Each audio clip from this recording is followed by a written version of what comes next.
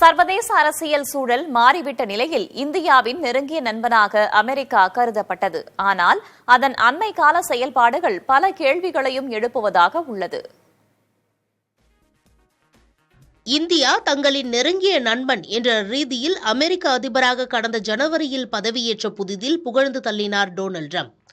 ஆனால் அவரது செயல்பாடுகள் நண்பனுடையது போன்று உள்ளதா என்ற கேள்விகள் தற்போது வலுப்பட்டு வருகின்றன. இந்திய பொருட்களுக்கு வரி தொடர்பான நெருக்கடிகள், அமெரிக்காவிலிருந்து வெளியேற்றப்பட்ட இந்தியர்களுக்கு கைவிலங்கு, கால்களில் சங்கிலிட்டு அனுப்பியது போன்றவை சர்ச்சையை ஏற்படுத்தின.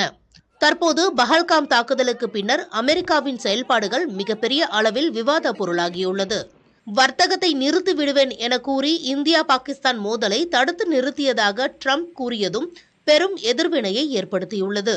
இரு தரப்பிற்கும் வர்த்தகம் தொடர்பான எந்த பேச்சும் நடைபெறவில்லை என இந்தியா திட்டவட்டமாக மறுத்துள்ளது. காஷ்மீர் விவகாரத்தில் சமரசம் செய்ய ட்ரம்ப் முன்வந்த நிலையில் மூன்றாம் தரப்பு தலையீடு வேண்டாம் என அதையும் இந்தியா மறுத்துள்ளது.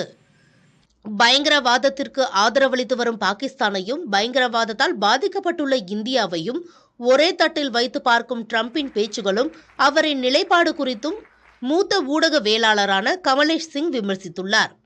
மோதலின் போது பாகிஸ்தான் சீனா நெருக்கம் வெளிப்படையாகவே தெரிந்த நிலையில் பாதுகாப்பு நோக்கில் உருவான குவாட் அணியில் உள்ள பிற நாடுகளான அமெரிக்கா, ஜப்பான், ஆஸ்திரேலியா ஆகியவை இந்தியாவை ஆதரித்து கருத்து தெரிவிக்காமல் அமைதி காத்ததையும் சுட்டிக்காட்டியுள்ளார் கமலேஷ் சிங்.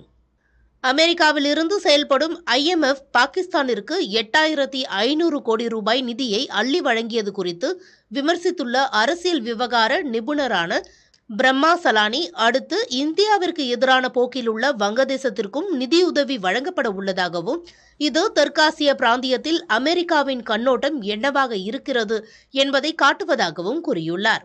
இதுபோன்ற சூழலில் அடுத்து வரும் மாதங்களில் அமெரிக்காவுடனான இந்தியாவின் நகர்வுகள் எப்படி இருக்கும் என்ற கேள்விகளும் எழுந்துள்ளன. புதிய தலைமுறைக்காக சேஷகிரி.